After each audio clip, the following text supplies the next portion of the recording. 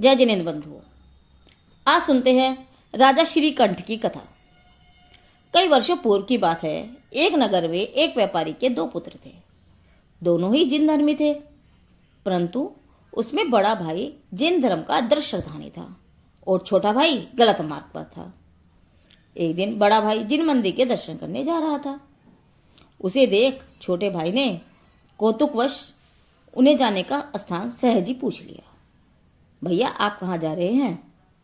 जिस पर बड़े भाई ने कहा कि मैं जिनेन्द्र दर्शन करने के लिए जिन मंदिर जा रहा हूं, क्योंकि मैं जिन मंदिर के दर्शन किए बिना आहार पानी नहीं लेता। छोटे भाई की कोई होनहार बहुत अच्छी थी। वह भी साथ में मंदिर जाने के लिए तैयार हो गया।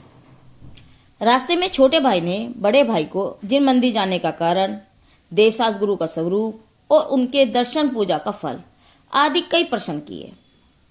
उनके उत्तर सुन छोटे भाई को बड़े भाई के प्रति सम्मान हुआ और रोजाना भाई के साथ जिन मंदिर जाएगा ऐसा मन में निश्चय कर लिया।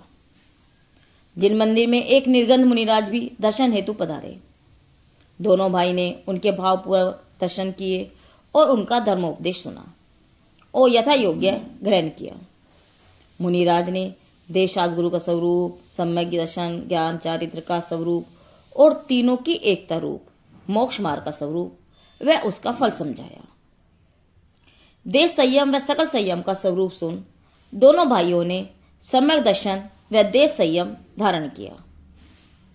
रास्ते में छोटे भाई ने बड़े भाई से कहा, भैया, हम दोनों में से यदि आप पहले मुझे छोड़ चले जाएं, तो वहां से मुझे निरंतर धर्म में जागृत करते रहना, कहीं मैं वापस परमाद में न लग जाऊं।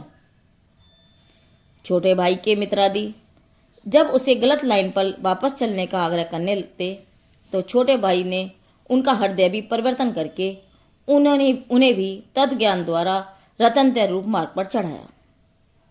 इस बाती दोनों भाई धर्म आराधना पूर्वक जीवन व्यतीत करते थे। आयु पूर्ण करके उनमें से बड़े भाई देव हुए और छोटा भाई राजा श्रीकंठ हुए। अष्टानी का पर्व में एक बार राजा श्रीकंठ अपने महल की छत पर टहल रहे थे।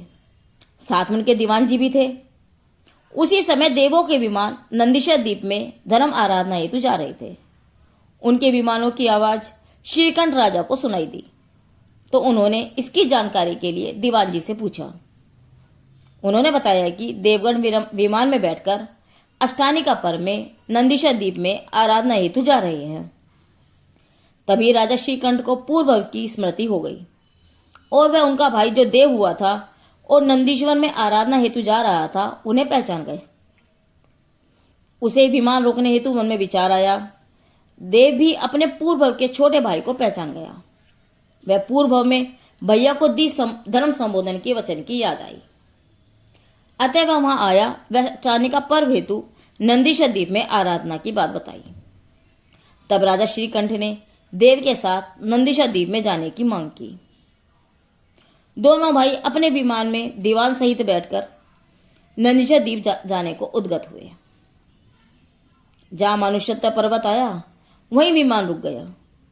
यह देख राजा श्रीकंठ को ज्ञात हुआ कि मनुष्य मनुष्योत्तर पर्वत से आगे नहीं जा सकते।